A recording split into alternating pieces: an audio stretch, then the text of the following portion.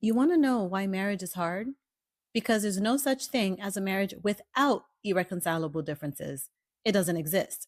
Marriage is two people, two totally different realities shoved under one roof for life. That's not flipping a perfect pancake hard. It's not folding a fitted sheet hard. It's not writing a handwritten letter on a roller coaster hard. It's not even IKEA furniture without instructions hard. Marriage is Hunger Games hard. Marriage doesn't let you choose which self your partner sees. Nope. They get all of you. The shiny Instagram version, the moody don't talk to me version, the overthinking at 2 a.m. version, the I was sleepy while you were talking, but now I'm wide awake because the game is on version, the I liked pizza yesterday but hate it today version. You don't get to curate the feed. They're subscribed to the whole channel. And no matter how attractive they are, you can't delude yourself into thinking there's some angel who floats above human reality. They fart, they snore, they get the runs after too many burritos. They have morning breath that could make a skunk tap out. She's leaving eyelashes on the shower floor like forensic evidence. He's drooling on the pillowcase like it's his side hustle. Hemorrhoids? Yeah, those too.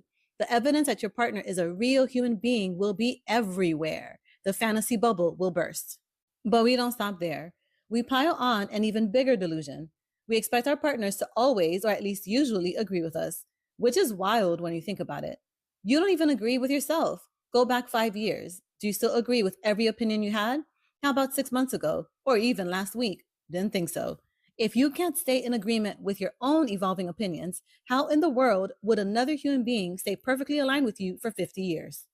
Now let's talk about conflict. Roughly 70% of relationship conflicts never get resolved. They're called perpetual problems, which is just a fancy way of saying, yeah, that thing that annoys you, it's probably never going away. And here's the kicker. Most of those problems aren't toxic. They're just personality differences, healthy parts of your partner that still manage to drive you nuts. The likelihood of them changing, slim to none. So the real game of marriage isn't fixing each other. It's figuring out how to live with the quirks, the contradictions, the triggers, and without letting it turn into contempt. Otherwise, your marriage won't explode. It'll slowly rot. One eye roll, one grudge, and one cold shoulder at a time. So, what we label irreconcilable differences is usually just normal marriage. You don't divorce because of differences. You divorce because you couldn't figure out how to live with them without turning each other into enemies. Think about how we handle this online. Somebody posts something you don't like, easy, hit unfollow, done. But marriage is waking up next to the post you hated and still having to pay bills, raise kids, and share a bed. You don't get to unfollow, block, or mute. You've got to keep following them even when the feed annoys the hell out of you. That's why marriage is hard, not because love doesn't work, but because it demands more of you than comfort ever will. Here's the hope though. Once you accept that disagreement isn't betrayal, that conflict isn't failure, and that farting doesn't mean the romance is dead, marriage gets lighter. You stop trying to chase the fantasy and you start learning how to love a real and whole human being. Flaws, quirks, morning breath, drool stains, and all. That's why marriage is hard. Not because love is broken, but because marriage demands way more grit than we're used to giving. Love forces us to grow or give up. It dares us to love someone fully human, not some fantasy. The real question isn't, why is marriage so difficult?